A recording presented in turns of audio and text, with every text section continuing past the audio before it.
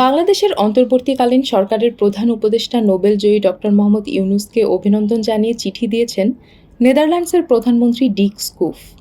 বৃহস্পতিবার 15 আগস্ট লেখা ওই চিঠিতে নেদারল্যান্ডসের প্রধানমন্ত্রী বলেন, বাংলাদেশের অন্তর্বর্তীকালীন সরকারের প্রধান উপদেষ্টা হিসেবে আমার আন্তরিক শুভেচ্ছা গ্রহণ করুন।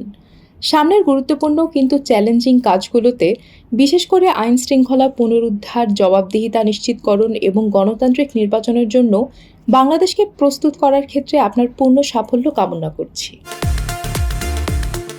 ডিক স্কুফ আরও বলেন, আমাদের দুই দেশের মধ্যে দীর্ঘস্থায়ী ও সৌহার্দ্যপূর্ণ সম্পর্ক রয়েছে এবং আমি আপনার অন্তর্বর্তীকালীন সরকারকে সমর্থন করতে এবং আমাদের সহযোগিতা আরও গভীর করার জন্য আগ্রহী।